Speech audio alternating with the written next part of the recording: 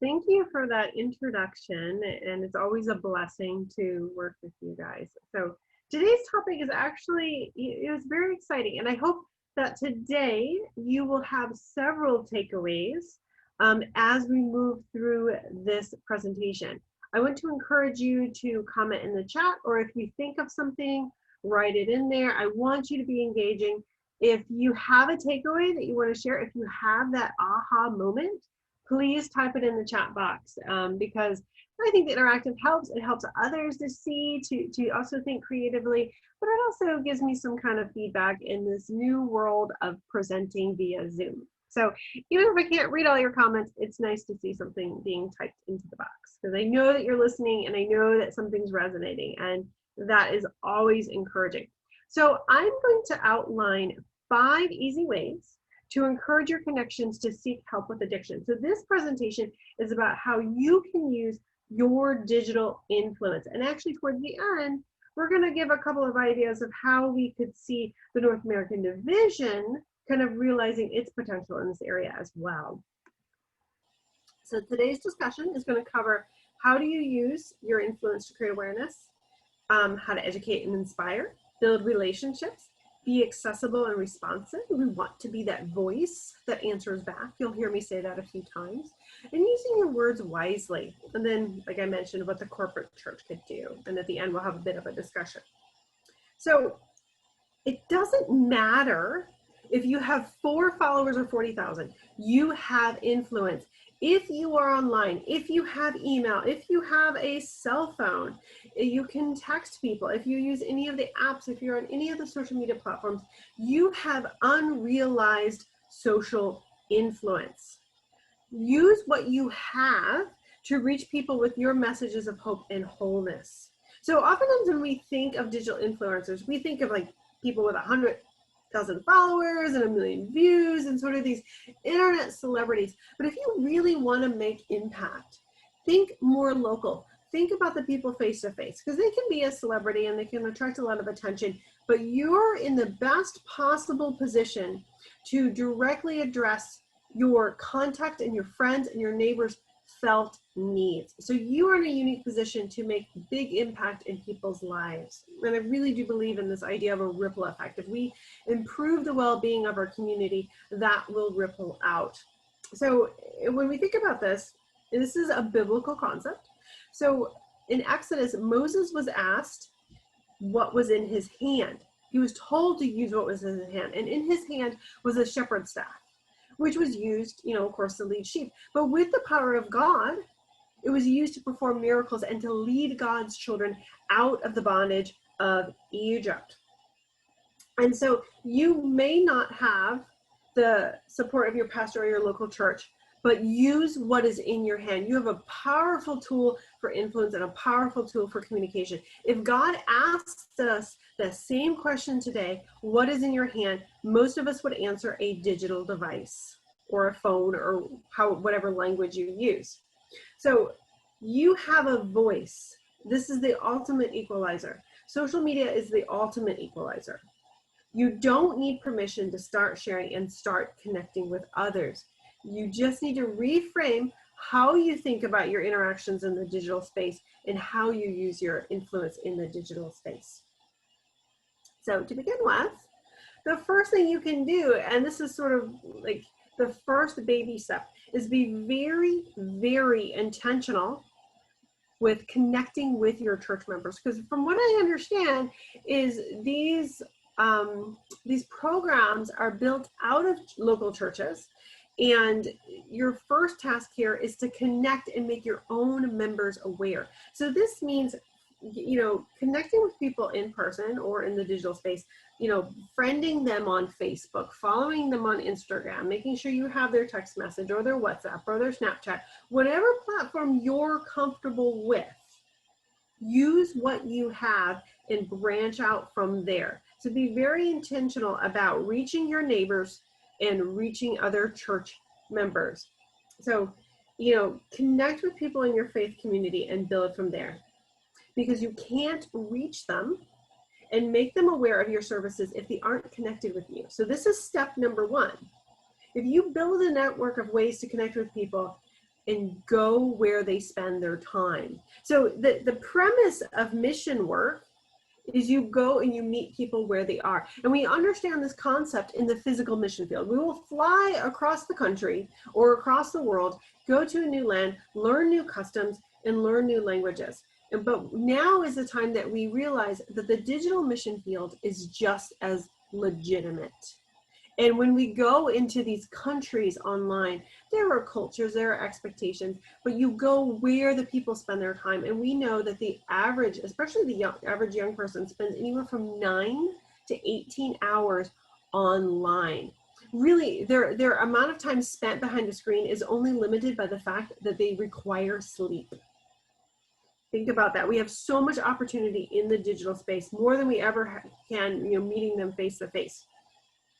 So define your purpose for going digital. If you're not already on, social media or whatever, understand what you're trying to achieve and then frame your strategy accordingly. Because many efforts are unable to succeed because they lack a clear direction. And so throughout this presentation, we're going to talk a lot about intention, acting intentionally, taking intentional actions. So have a clear mindset of what you want to achieve. And when you go into the digital space, doesn't matter what platform, this applies to every platform, every tool. When you spend time in the digital space, you have a clear intention and a clear goal about what you are trying to achieve.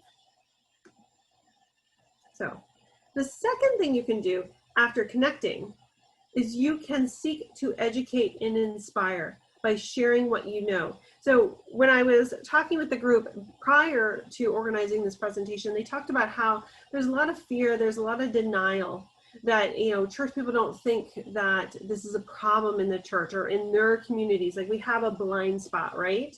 So people truly don't know what they don't know. An addiction can take many forms.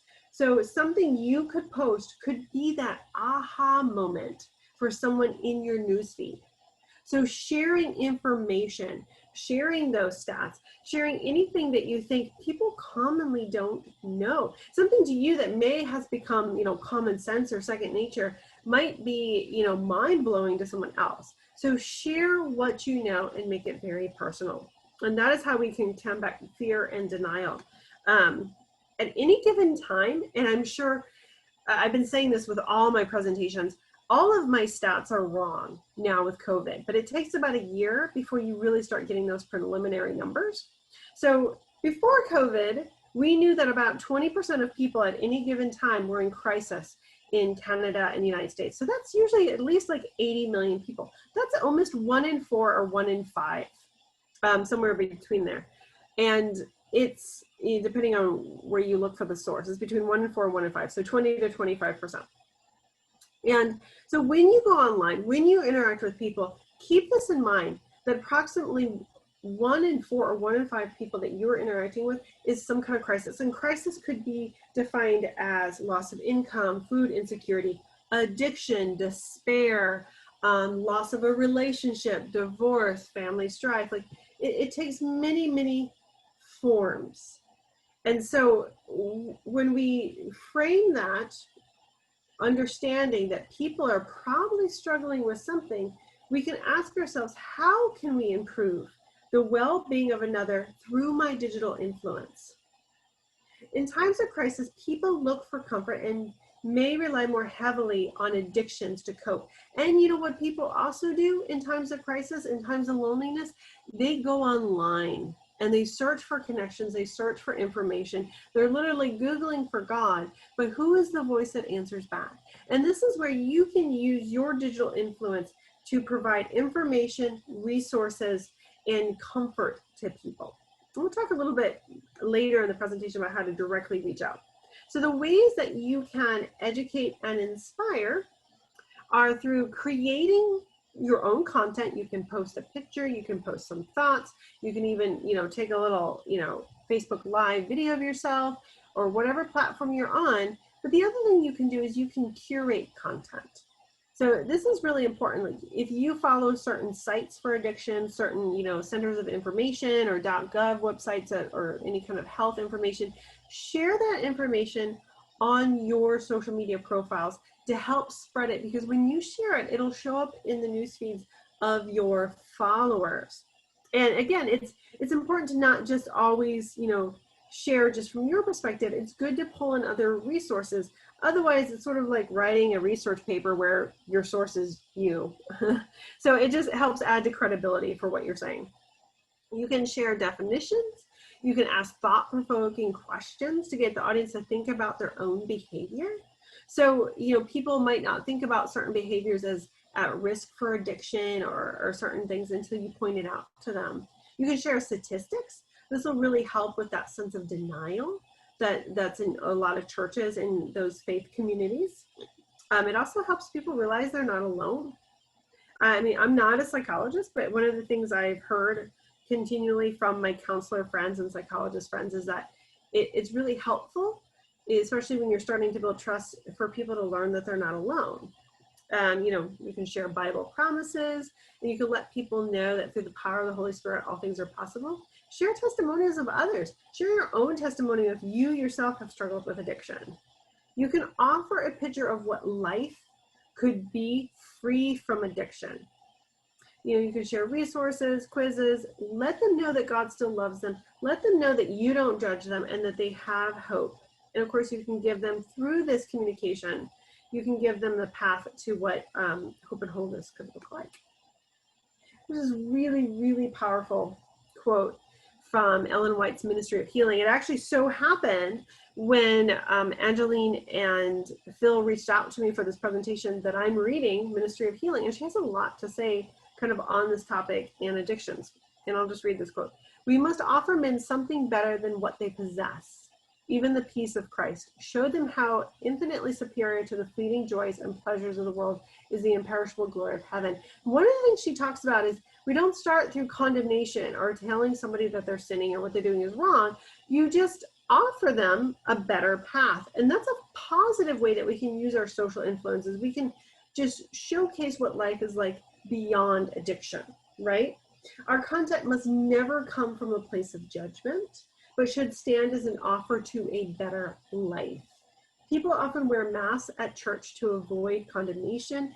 It's sort of that question, like everybody asks, "How are you doing?" And the response is always a lie. It's really hard to break down those barriers. So for many, church is a place to wear a mask and pretend that you are okay, that you are not a sinner. Part of creating the perception of a safe person to reach out is how your information is presented.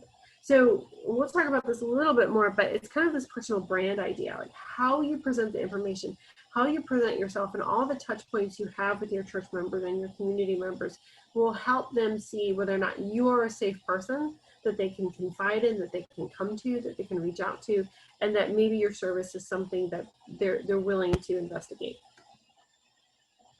The third thing, and this actually ties into this next topic of building relationships and trust. And so Ellen White has this really great word that she uses in Ministry of Healing. It's benevolent disinterest. And what this means is doing good just to do good. So oftentimes Christians, well-meaning Christians, do good, but it's always sort of an ulterior motive. Like, okay, I did this thing for you. Now let me tell you about Jesus. And yes, that is our ultimate goal. But I think this is a marketing term. We need to think more in terms of long tail. So the long-term relationships, that building trust over time before the person is open to talking about our faith and talking about, sort of these deeper issues or these more vulnerable things about themselves. And this is really following Jesus' example. So when we think about what Jesus did, he didn't say, "Hey guys, I'm going to have this Sermon on the Mount. You should come check it out." And he just wandered from town to town promoting his event. That's not what he did. What he did was he attended first to people's spiritual needs, their emotional needs, their physical needs, whatever their felt need was. And then he bid them come and follow. And so that's what we can do in the digital space. We can intentionally invest in the lives of others without immediately bait and switch, like, now I want to talk to you about our faith or addiction or something like that. We have to build that relationship. We have to build that trust. I have a friend who is Jewish. She's very, very dear to me. We lead very, very different lives. We've been friends for over 10 years now. I think 13 years, maybe 14 years now. And only recently, because I have been consistent with her, because I've been loving with her for over the years, only recently we have begun to start talking about faith. It takes a long time. And yes, it is possible to build trusting relationships using an online environment. I'm going to actually dig into that. That's a very good question. So let's see here. The way we do that is by first embodying this idea from Romans 12:15, and that is rejoice with those who rejoice and weep with those who weep. So show people through your actions online that you see them, that you care about them, and that you are there for them. There's this really great quote by Augsburger where he says, listening is so close to being loved that most people cannot tell the difference. So when you pay attention to what your connections are posting and you take appropriate action, that's where you start building that relationship. That's where you start building that trust, and you must be consistent. So in terms of branding, we must make sure that we are always telling a consistent story with our personal brand, whether they see us in person, whether they receive an email from us, a text from us, or they see us on social media. People are paying closer attention than you realize. So when you reach out to them and you follow up and you see how they're doing, and just even the little things like someone post a GoFundMe account for a family member, text them, let them know you're praying for them, send them a recorded audio prayer, donate to the cause, and then continue to follow up and see how they're doing. People will express an amazing amount of information in the digital space.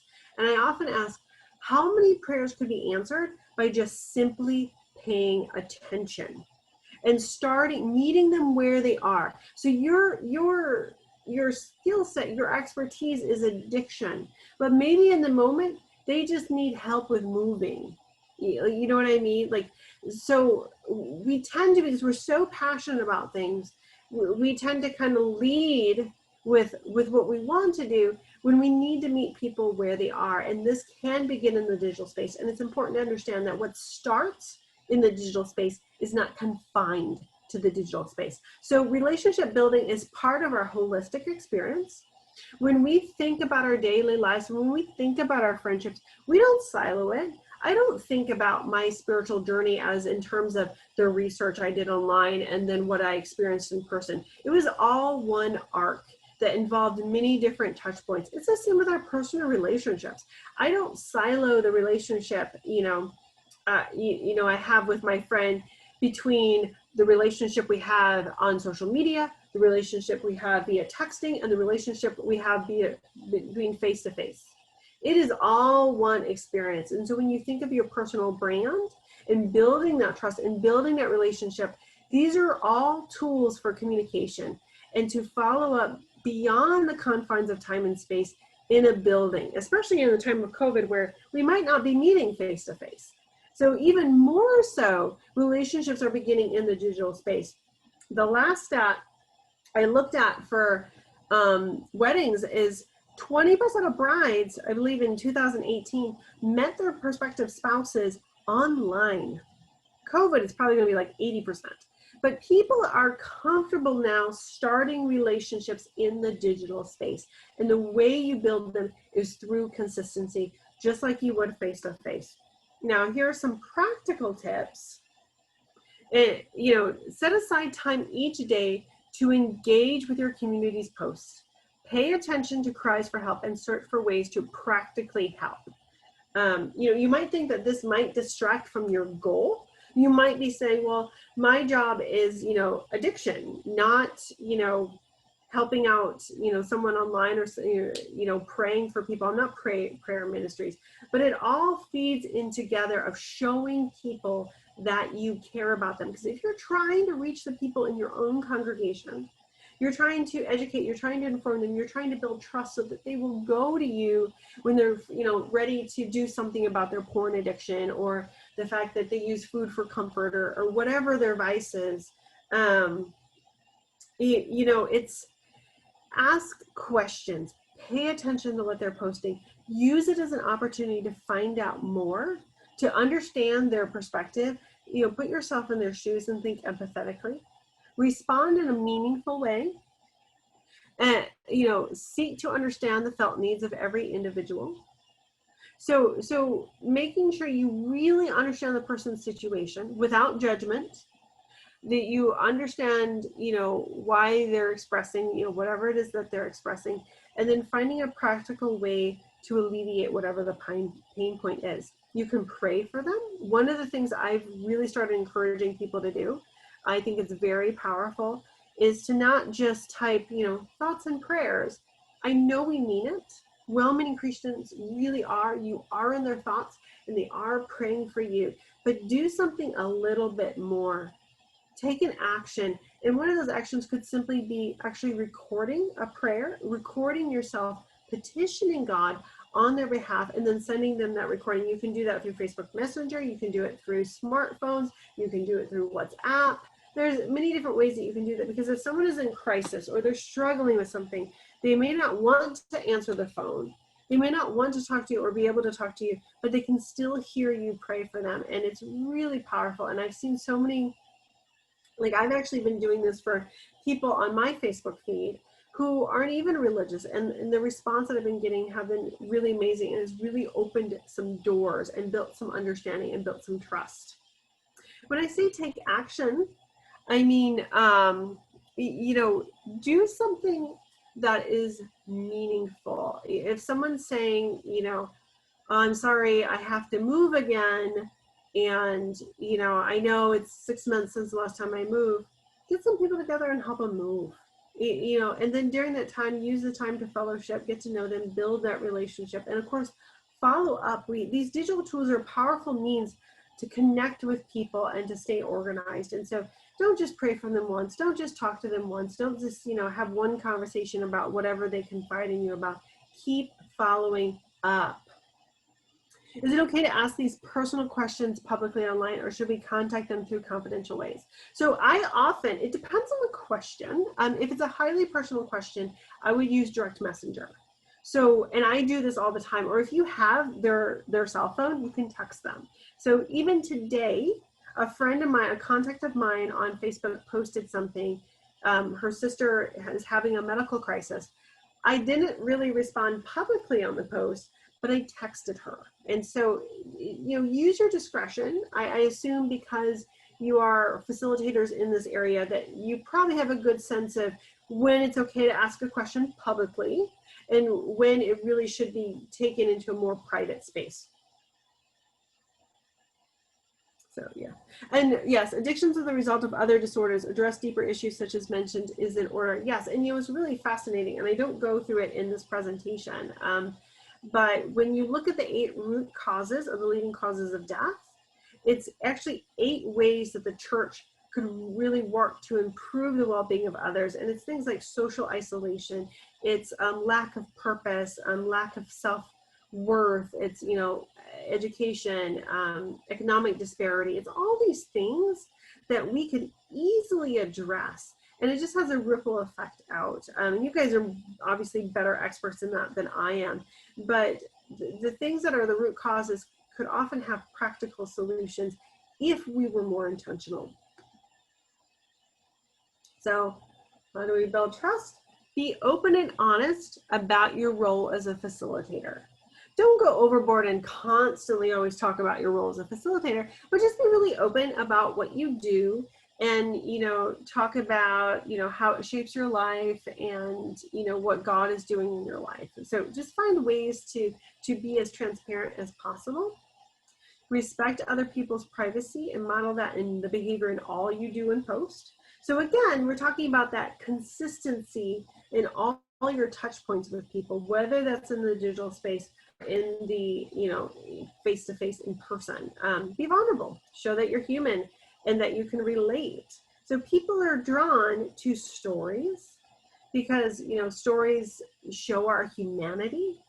They don't tell us what to feel, they cause us to feel. They don't tell us what to think, they cause us to think about something. So when you share your own personal testimonies, or you share stories that are maybe from more official sites or whatever about overcoming different testimonies.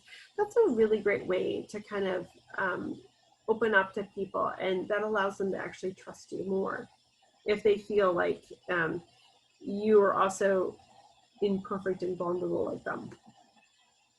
And this ties into this idea of being authentic. So be careful not to only talk about your ministry. So if you have a social media presence and you've never really mentioned it, start weaving it in. Maybe commit to like one post a week, something on this topic, covering one of these areas that we're covering here today. People will tune it out if that's all you ever talk about. So present a whole person.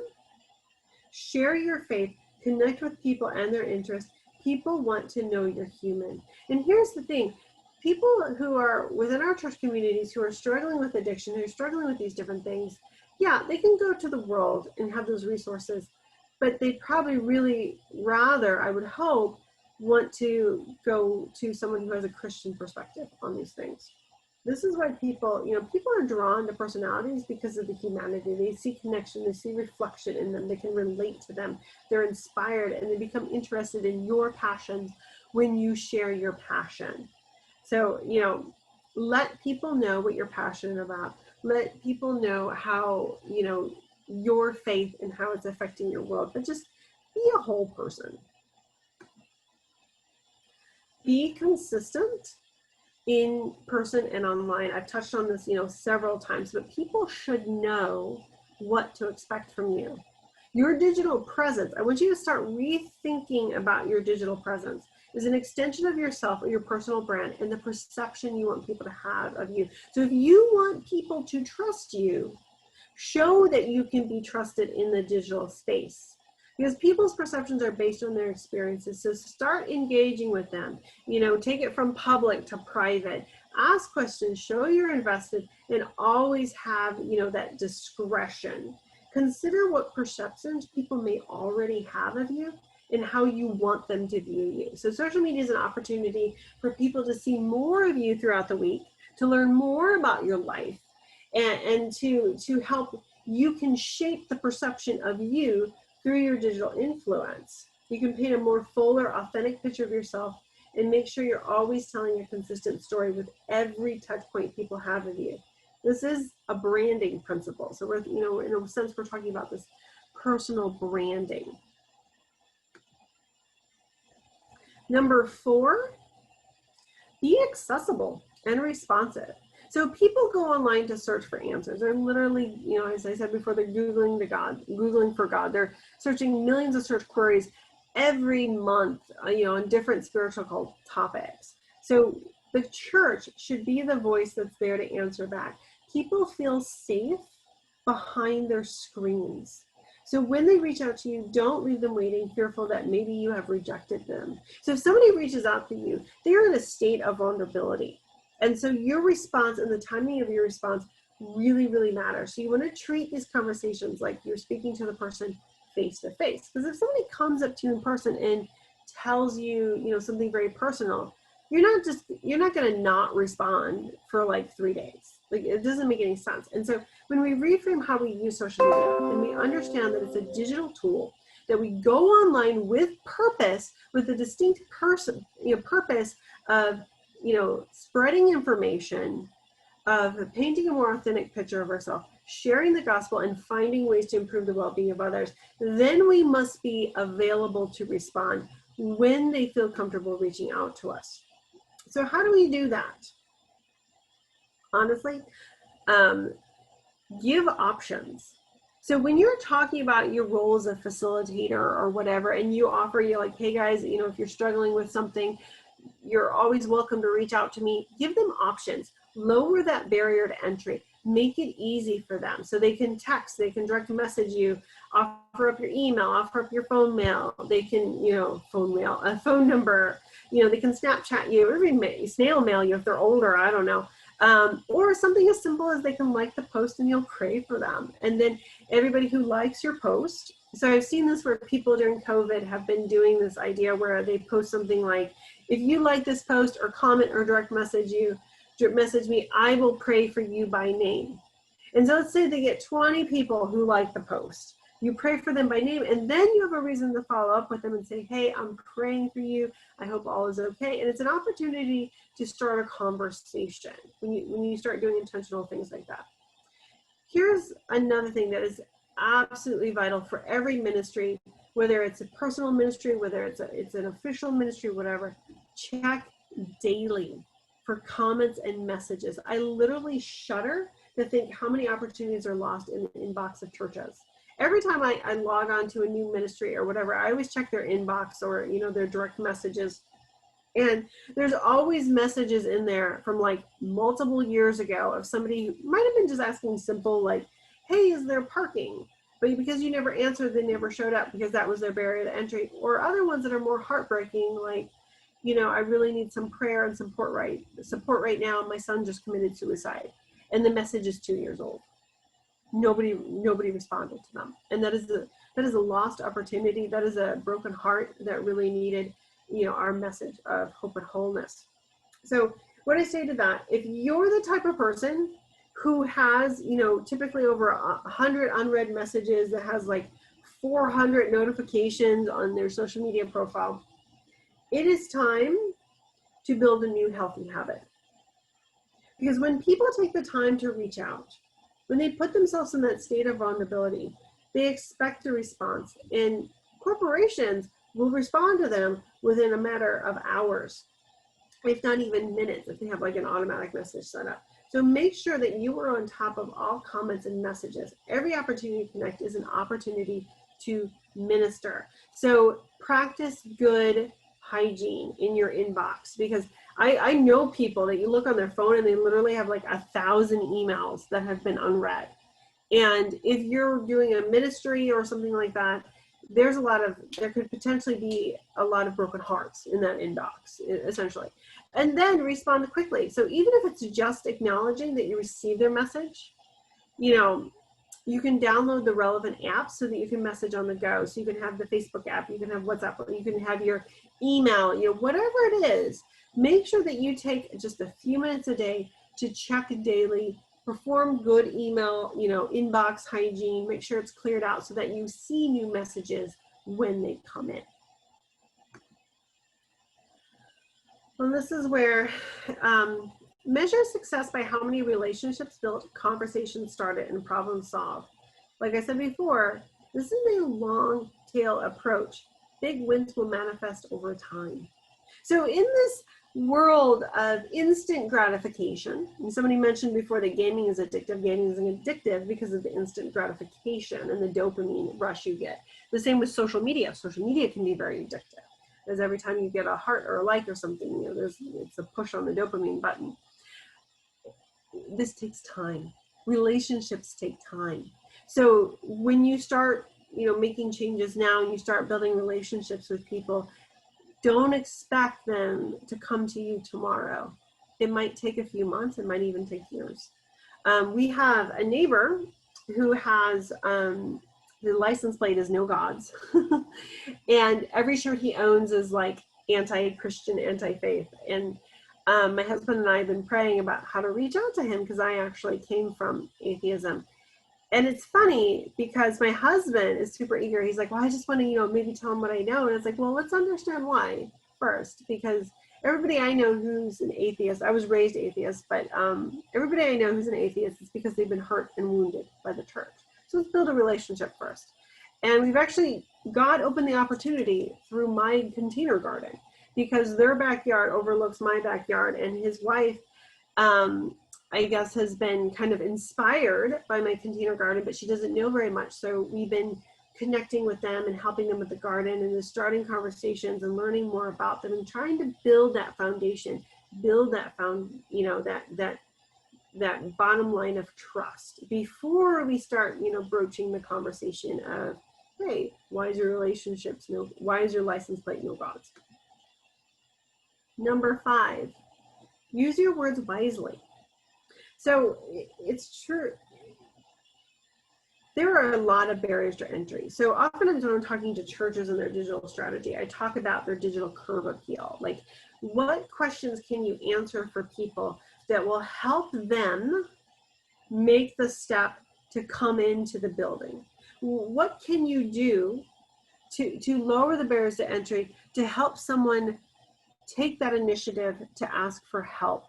And part of that is thinking about, are we creating barriers with our words? So we want to find ways to communicate that our intended audience understands. So Ellen White also has this really great quote is, remember that kindness will accomplish more than censure. As you try to reach others, let them see that you wish them to reach the highest standard and that you are ready to give them help.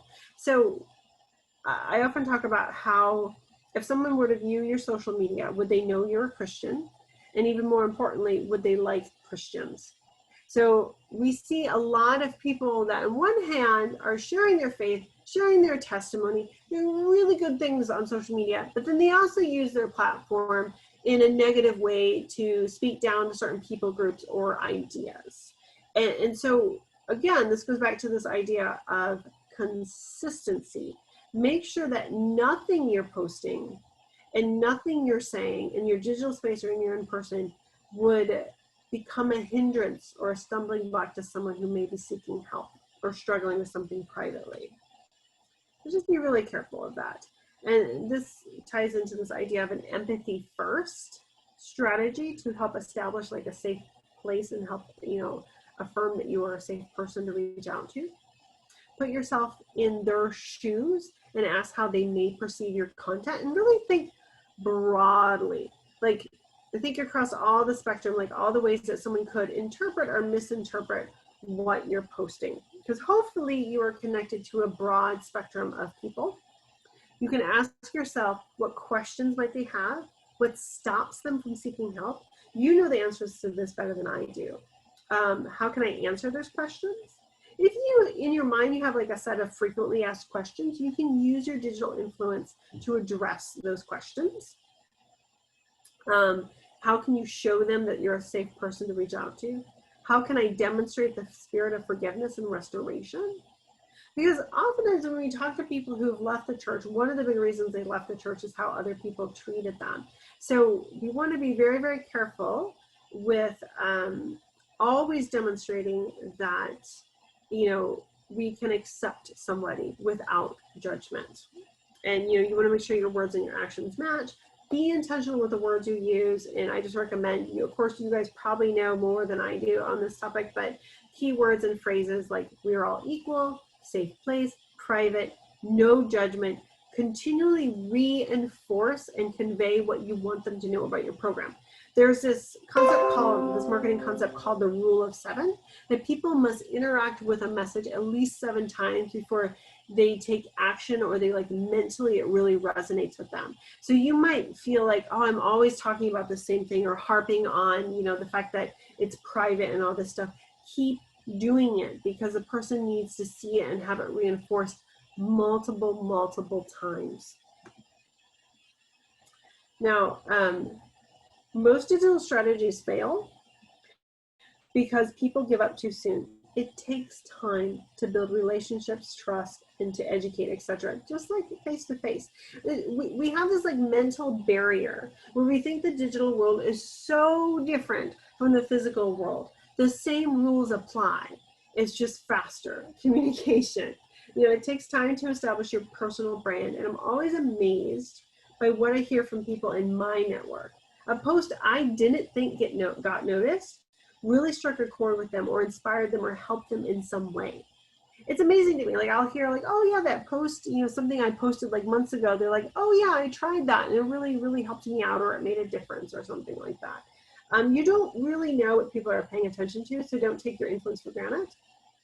What we do with this influence matters, but we must accept that we may never fully know the extent of the impact this side of heaven, and we must be patient. So don't give up too soon. Your reach and your interaction will ebb and flow based on your audience's personal preferences, their attitudes of the day, the news, that evening supper, or just the busyness of life. Keep posting, keep interacting, keep adapting. Be persistent, be consistent. So I'm going to talk a moment about where I see the role of the corporate church in this. The corporate church has the potential for a really powerful role. which is separate from what you guys can do, because the corporate church cannot minister directly to your neighbor, but you can. But they do have the resources to help in another way that I think is very, very powerful. So this is a really powerful quote by Erica Jones from Women's Ministries. And she says this: when we offer a place where people can share without fear of condemnation, where we listen more than we talk, where our advice stems from understanding and compassion rather than moral judgments, they find that the church faith is relevant. So to achieve this, we at the NAD must work to support ministries like this at all levels of the church. So there's two ways I can see us doing this. The first way would be to create and distribute shareable resources, sort of as an authority, sort of this pre-packaged, pre-designed content that facilitators can share to their contacts. In addition, you can personalize it a bit, and this will help add credibility.